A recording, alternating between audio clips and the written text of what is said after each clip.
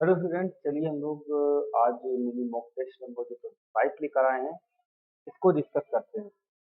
इस mini mock test में हम लोग फिर से आपके सामने 10 क्वेश्चन लेकर आए हैं।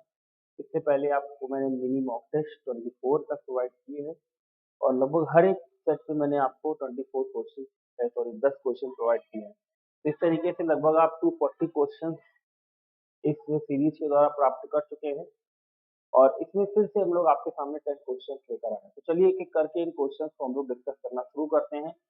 बिना देरी करे हुए आज का पहला क्वेश्चन मैं आपके सामने स्क्रीन पर ला रहा हूँ। तो आज का पहला क्वेश्चन आपके सामने स्क्रीन पर ये रहा।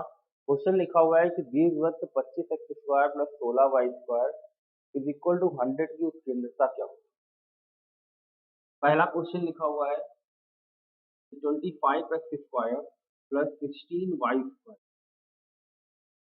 इज इक्वल टू 100 आपको दिया है। यहाँ पे आपको बताना है कि इसकी साइंटिफिसिटी क्या है। देखिए, कभी भी साइंटिफिसिटी निकालनी हो हमें तो कोई ये जरूरी नहीं है कि हम लोग इसको यहाँ पे डिवाइड करें। हम लोग बिना डिवाइड करे ही साइंटिफिसिटी यूं चुटकियों में निकाल सकते हैं। कैसे? सबसे पहले तो आप जो x² और y² के जो गुणांक है इनका अंतर निकाल लीजिए। कितना होगा? 9। और इसके बाद इन दोनों नंबर में जो भी बड़ा है उससे डिवाइड कर दीजिए और पूरे का अंडर रूट ले लीजिए, तो आंसर आ जाएगा 3/5। तो इस क्वेश्चन का आंसर 3/5 आपका राइट आंसर होगा, जो कि ऑप्शन नंबर सी में दिया है। तो इस पहले क्वेश्चन का आंसर 3/5 आपका राइट आंसर हो जाएगा। चलिए आगे बढ़ते हैं। अगला क्वेश्चन आपके सामने है जो मिनी मॉक टेस्ट नंबर 25 का सेकेंड क्वेश्चन है।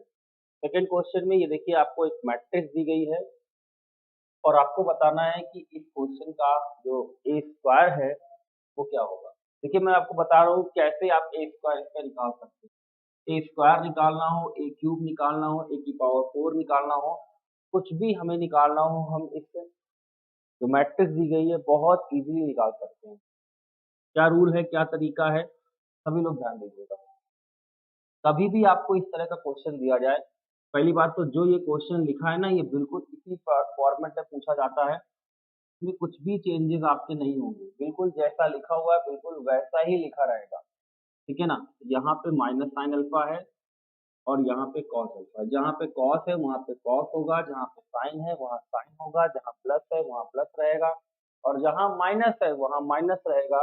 अगर आपसे क्वेश्चन दिया जाए और कोई भी पावर आपसे पूछी जाए, फिलहाल स्क्वायर पूछा गया है तो आपको क्या करना है, ऐसा कभी भी आपको दिया जाए तो जहाँ अल्फा है उसके मल्टीप्लाई में जो भी पूछा गया है वो आपको लिख देना है। अगर आपसे पूछा गया है कि 2 अल्फा क्या है, ए स्क्वायर क्या है, तो अल्फा की जगह 2 अल्फा हो जाएगा। अगर ए क्यूब पूछा गया है तो अल्फा की जगह 3 अल्फा हो जाएगा। ए की पावर n पूछा गया है तो अल्फा की जगह n अल्फा हो जाएगा। फर्स्ट क्वेश्चन हमारा कुछ यूं इस तरीके से इसका आंसर आएगा, sine 2 alpha minus sine 2 alpha और कॉस 2 अल्फा। ये इस क्वेश्चन का आंसर होगा और इसको आप मैच करिए। देखिए कहाँ दिया है, कोई भी चेंज नहीं होगा। जहाँ प्लस है वहाँ प्लस रहेगा, जहाँ माइनस है वहाँ माइनस रहेगा। आप देखेंगे आंसर सी नंबर आपका बिल्कुल राइट आंसर। चलिए आगे बढ़ते हैं। अगले क्वेश्चन की तरफ चलते हैं। अगला क्वेश्चन हमारा जो है वो क्वेश्चन नंबर हमारा थर्ड है। ठीक है ना? ये क्वेश्चन नंबर सेकेंड था। थर्ड नंबर क्वेश्चन आपको स्क्रीन पर दिख रहा होगा। x² माइनस एक्स माइनस 1 की होल पावर 99 के गुणांकों का योग क्या है? सम ऑफ बाइनोमियल कोएफिशिएंट। आपको ये मान के चलना है कि इसके कोएफिशिएंट का सम निकालना है। कभी भी अगर आपको बाइनोमियल का क्वेश्चन दिया जाता है और आपसे ये कहा जाता है कि इसके गुणांकों का योग या कोएफिशिएंट का सम क्या है, तो आपको ये याद रखना है जितने भी यहाँ वेरिएबल दिए जाएं, यानी कि एक्स वाई जेड के फॉर्म में, तो उन सभी की जगह आपको 1 पुट कर देना है। बस यहाँ पे केवल एक्स यूज हुआ है तो इसकी जगह हम 1 पुट कर देंगे। तो यहाँ आ जाएगा 1 माइनस 1 1 माइनस 1 की होल पावर 99। यहाँ देखिए क्या आएगा आपका, 1 माइनस 1 है, ये दोनों कैंसिल हो जाएंगे। आप यहाँ माइनस 1 बचेगा, माइनस 1 की पावर 39, यानी कि आंसर आएगा -1।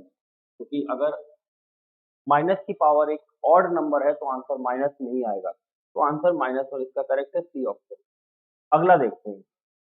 अगला जो क्वेश्चन है वो क्वेश्चन हमारा लिखा है क्वेश्चन नंबर 4 है। लिखा हुआ है कि यदि समीकरण x square minus P x plus Q बराबर 0 के मूल ए और बी हैं, तो 1/a प्लस 1/b क्या होगा। चलिए देखिए, जो इक्वेशन आपको दी गई है इससे आप क्या निकाल सकते हैं, पहले हम लोग ये समझ लेते हैं। अगर हमें जो इक्वेशन दी गई है इससे हमसे पूछा जाए कि हम क्या निकाल सकते हैं, तो हम यहाँ पे निकाल सकते हैं sum of root and product of root.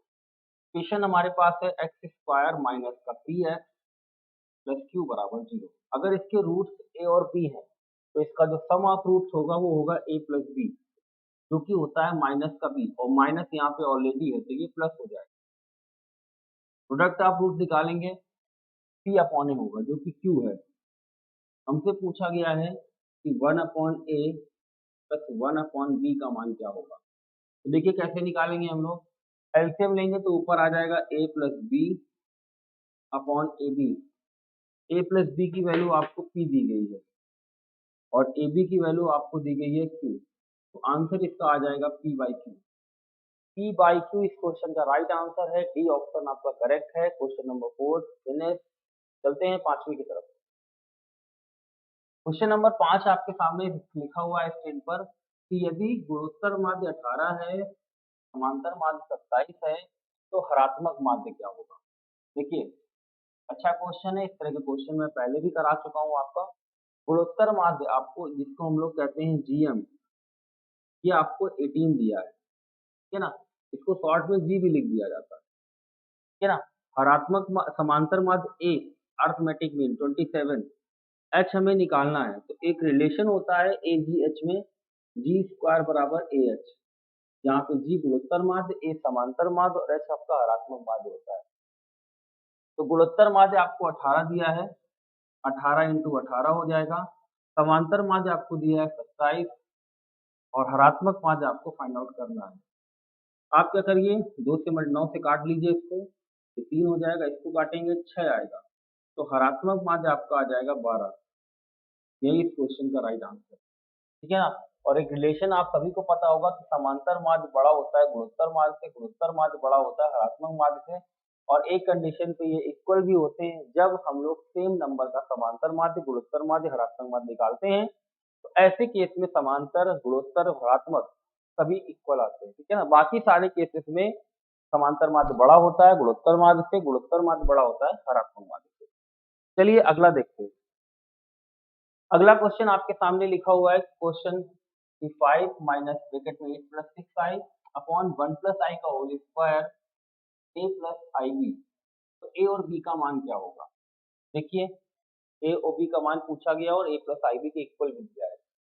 5 bracket में माइनस का 8i, सॉरी माइनस का 8 है ओनली, प्लस का 6i अपॉन आपको दिया है 1 प्लस आई का होल स्क्वायर, ठीक है ना। तो हम लोग क्या कर लेते हैं, हम लोग सबसे पहले तो इस 1 प्लस आई स्क्वायर की बात करें तो 1 स्क्वायर प्लस आई स्क्वायर प्लस 2i, आई स्क्वायर का मान -1 तो 1 से कैंसिल हो जाएगा। कि डायरेक्ट वैल्यू भी मैंने लिखाई है आपको, ये वैल्यू आपको ए प्लस आई बी के बराबर दी गई, तो यहाँ पे आ जाएगा 5। अगर आप 2 कॉमन लेना चाहें तो 2 कॉमन भी ले सकते हैं, तो यहाँ बचेगा माइनस का 4 प्लस 3i अपॉन में बचेगा आपका 2i, ये कैंसिल हो जाएगा। आई कभी नीचे रखते नहीं है तो आई से गुणा भाग करा दीजिए और इक्वल में आपका रहेगा ए प्लस आई।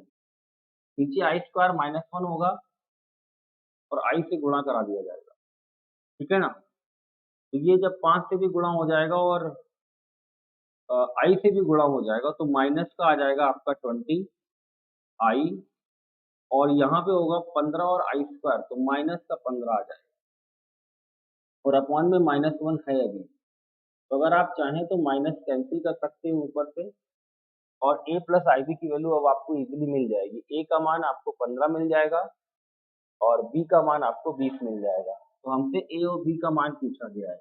यहाँ पे रियल पार्ट कौन है, a, यहाँ पे रियल पार्ट 15 है तो a की जगह 15, यहाँ b i के साथ b लिखा है, यहाँ i के साथ 20 लिखा है, वैल्यू हो जाएगी 15,20।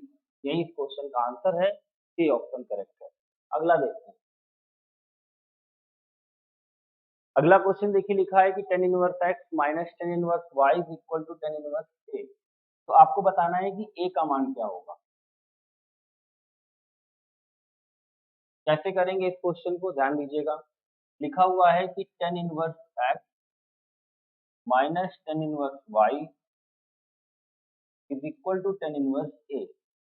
यहाँ पे देखिए tan inverse x minus tan inverse y का फॉर्मूला आप सभी ने पढ़ा होगा। क्या होता है?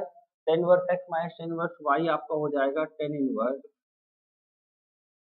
x minus y upon 1 plus x into y is equal to आपका आ जाएगा tan इनवर्स a। ये फिर ये कैंसिल हो जाएगा, तो a बराबर आ जाएगा x minus y upon 1 plus x y. यही इस क्वेश्चन का आंसर है। तो मैच करिए जरा, कहाँ दिया है ये? सी ऑप्शन में, तो आंसर सी करेक्ट है। आगे बढ़ते हैं। अगला क्वेश्चन देखिए, लिखा हुआ है कि रेखाओं एक्स वाई बराबर 0 के मध्य का कोण क्या होगा। अच्छा क्वेश्चन है। यहाँ पे देखिए आप देख पा रहे होंगे कि इक्वेशन केवल एक ही दी गई है और आपको कह रहा है रेखाओं के बीच का कोण, ठीक है ना। तो ये जो इक्वेशन आपको दी गई है ना x y is equal to 0, ये दो रेखाओं का समीकरण है जिसको हम लोग कहते हैं पेयर ऑफ स्ट्रेट लाइन, ठीक है ना, सरल रेखा युग्म का समीकरण। तो यहाँ से अगर आप इक्वेशन निकालते हैं तो आपको दो इक्वेशन मिलेंगी, पता है कौन कौन सी? एक मिलेगी x इज इक्वल टू 0 और एक मिलेगी y इज इक्वल टू 0। ये x इज इक्वल टू 0 जो है ये y h की इक्वेशन है। अगर आपसे कोई पूछे x अक्ष का समीकरण क्या है तो y बराबर 0, y h का समीकरण क्या है तो x बराबर 0।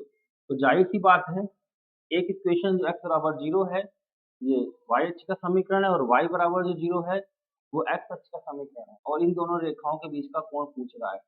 सभी को पता है कि इन दोनों के बीच का जो एंगल होता है वो आपका 90।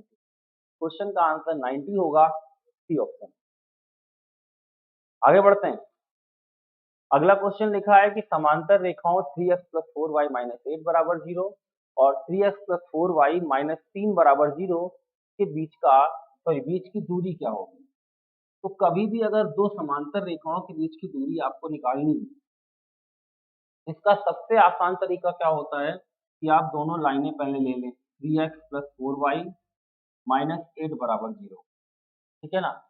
फिर इक्वेशन आपको दी गई है 3x प्लस 4y माइनस 3 बराबर 0।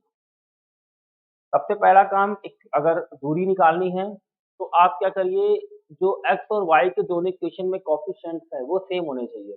देखिए यहाँ पर सेम है तो कोई दिक्कत ही नहीं है, अगर सेम नहीं होते तो मल्टीप्लाई करके हम लोग सेम कर लेते। फिलहाल यहाँ पे सेम दिए गए हैं, तो ऐसे केस में आप क्या करेंगे, अगर जो कांस्टेंट टर्म लिखे हैं तो ax plus B Y plus C है जो कांस्टेंट टर्म है, ये अगर दोनों में सेम साइन लगा है तो आप इन दोनों नंबर को माइनस कर लीजिए, अपोजिट साइन लगा है तो आप जोड़ लीजिए। फिलहाल दोनों में सेम साइन है इसलिए आप घटा लीजिए, तो 8 माइनस 3 5 आएगा। इसके बाद जो भी इनके कोफिशिएंट थे x के 3 का स्क्वायर उसका स्क्वायर कर दीजिए, और y का जो कोफिशिएंट है उसका स्क्वायर कर दीजिए। बस यही इनके बीच की दूरी है 5/5, यानी कि एक मात्रक या एक यूनिट हम ये दूरी कह सकते हैं।